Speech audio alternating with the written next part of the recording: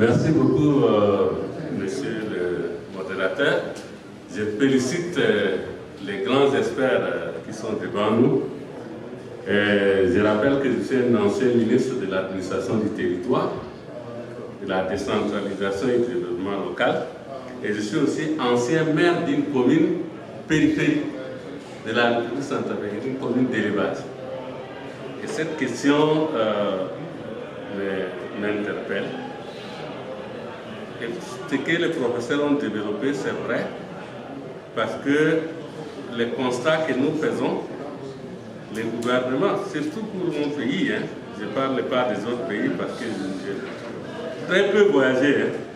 Donc, l'expérience que j'ai, c'est sur mon pays.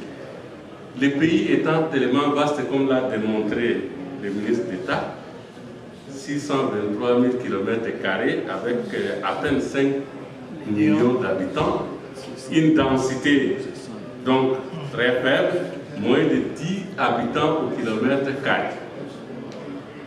Et l'État se désengage compte tenu de sa faiblesse de capacité de contrôle et de gestion des périphéries. L'État abandonne les espaces périphériques au profit des pays les plus forts. Le plus souvent, tous nos voisins sont plus forts que nous. Au plan économique, au plan militaire, nous sommes en tout cas pas les meilleurs. Et l'État se désengage de ces espaces périphériques et il se trouve, comme le ministre d'État l'a démontré, que les populations qui sont aux périphéries là, se retrouvent de part et d'autre des frontières. Et souvent, c'est des parents.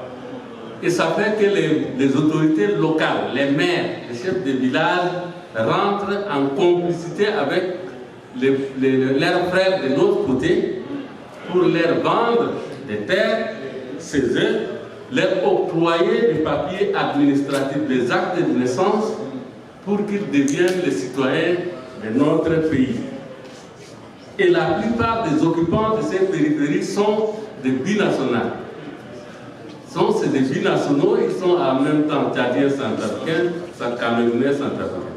Donc, et cette situation a favorisé la pénétration facile des rébellions chez nous.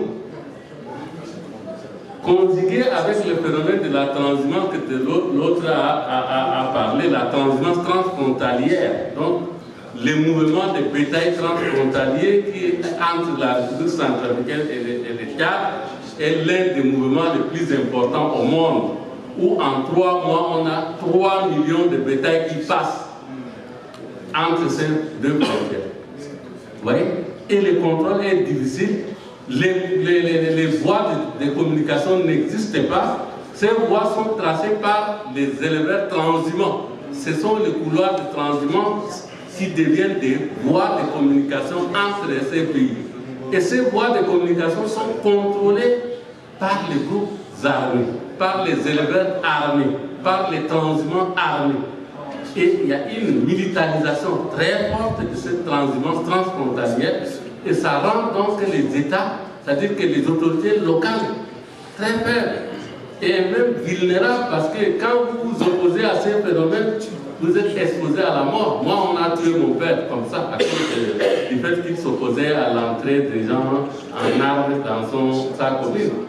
C'est pourquoi je suis devenu politique. Sinon, moi, je suis ingénieur agronome, je ne devais pas être anti-urbané pour venir là en tant que chef traditionnel. Donc, je vous dis sincèrement, c'est une préoccupation majeure.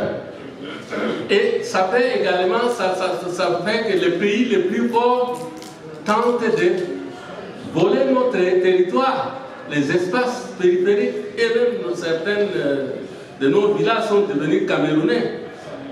Ça, je vous l'ai dit, en connaissance de cause, il y a des villages où les gens sont venus, les grands jours, enlever nos drapeaux et fixer les leurs, et installer des bases militaires. Je suis allé les voir moi-même. Je crois que l'ambassadeur de la CAC peut vous le confirmer.